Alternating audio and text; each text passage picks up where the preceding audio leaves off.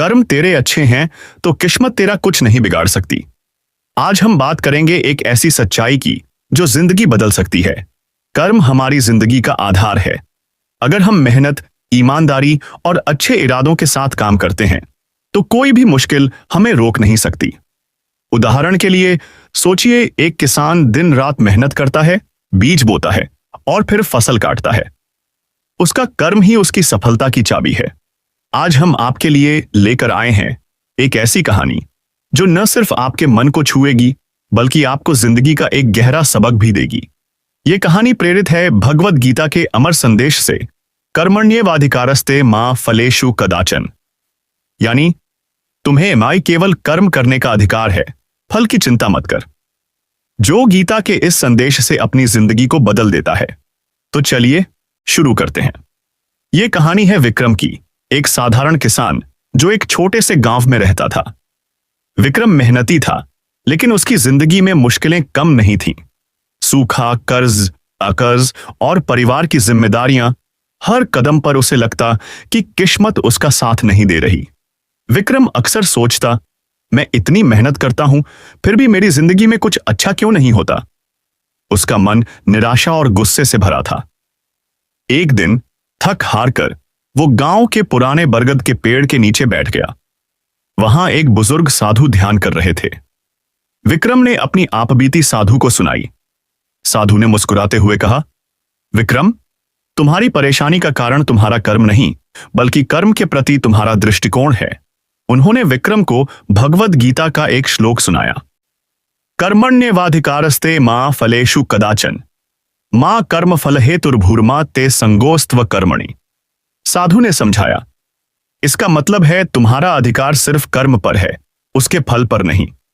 अगर तुम फल की चिंता में डूबे रहोगे तो कर्म में तुम्हारी शक्ति कम हो जाएगी। विक्रम ने पूछा, पर साधु जी, जब मेहनत का कोई नतीजा नहीं मिलता तो मेहनत करने का मन कैसे करे? साधु ने कहा, अर्जुन ने भी यही सवाल भगवान श्री कृष्ण से पूछा था। गीता में श्री कृष्ण कहते हैं कि कर्म को निष्काम भाव से करो, यानी बिना फल की इच्छा के, सिर्फ इसलिए कि वो तुम्हारा कर्तव्य है। साधु की बातें विक्रम के मन में गूंजने लगीं। उसने ठान लिया कि अब वो फल की चिंता छोड़कर सिर्फ कर्म करेगा। विक्रम ने अपने खेतों में फिर से मेहनत शुरू की, लेकिन इस बार उसका नजरिया बदला हुआ था। वो सिर्फ फसल की चिंता नहीं करता था बल्कि हर दिन को एक नई शुरुआत मानता था। उसने देखा कि गांव में पानी की कमी है। उसने अपने खेत में एक छोटा कुआं खोदने का फैसला किया। यह काम मुश्किल था और लोग उसका मजाक उड़ाते थे, लेकिन विक्रम ने हार नहीं मानी।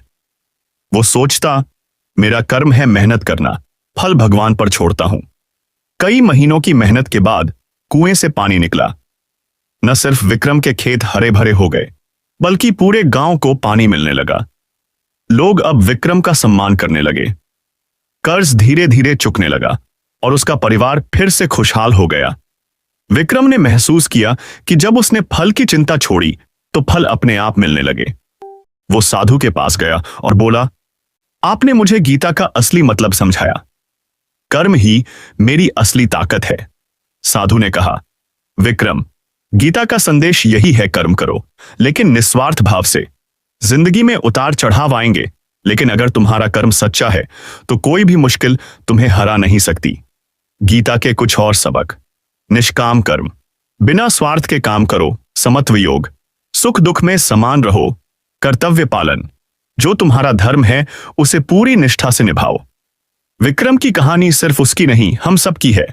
हम अक्सर जिंदगी में जल्दी हार मान लेते हैं क्योंकि हमें लगता है कि हमारी मेहनत बेकार है, लेकिन गीता हमें सिखाती है कि कर्म ही हमारा सच्चा साथी है। चाहे तुम एक स्टूडेंट हो जो पढ़ाई में मेहनत कर रहा है या एक कर्मचारी जो अपने काम में जी जान लगा रहा है, बस ये याद रखो, तुम्हारा कर्म तुम्हारी ताकत है। फल की चिंता छोड़ दो और अपने कर्तव्य को पूरी शिद्दत से निभाओ। गीता का संदेश आज भी उतना ही प्रासंगिक है जितना हजारों साल पहले था। यह हमें सिखाता है कि किस्मत हमारे हाथ में नहीं, लेकिन कर्म हमारे वश में है। और जब कर्म अच्छे हों तो किस्मत भी साथ देती है। कई लोग कहते हैं किस्मत ने साथ नहीं दिया, लेकिन सच ये है कि किस्मत सिर्फ एक बहाना है। अगर तुम्हारे कर्म मजबूत हैं तो किस्मत भी तुम्हारे सामने झुक जाएगी।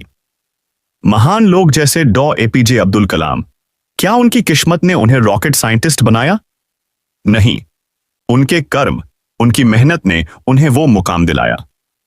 पहला स्टेप, अपने इरादे साफ रखो, दूसरों की भलाई के लिए काम करो। दूसरा स्टेप, मेहनत में कोई कसर न छोड़ो, छोटे छोटे कदम भी बड़े बदलाव लाते हैं। तीसरा स्टेप, धैर्य रखो, अच्छे कर्मों का फल समय के साथ मिलता है। जब तुम ये करते हो तो किस्मत तुम्हारे लिए रास्ते खुद बनाती है। एक छोटे से गांव की लड़की थी जिसके पास न पैसे थे न सुविधाएं, लेकिन उसने हार नहीं मानी। दिन रात पढ़ाई की, छोटे मोटे काम किए, और आज वो एक आईएएस ऑफिसर है। यह है कर्म की ताकत। विक्रम की कहानी और गीता का संदेश हमें एक ही बात सिखाता है, कर्म तेरे अच्छे हैं तो किस्मत तेरा कुछ नहीं बिगाड़ सकती। आज से एक संकल्प लें, हम अपने कर्मों को और बेहतर करेंगे, बिना फल की चिंता किए।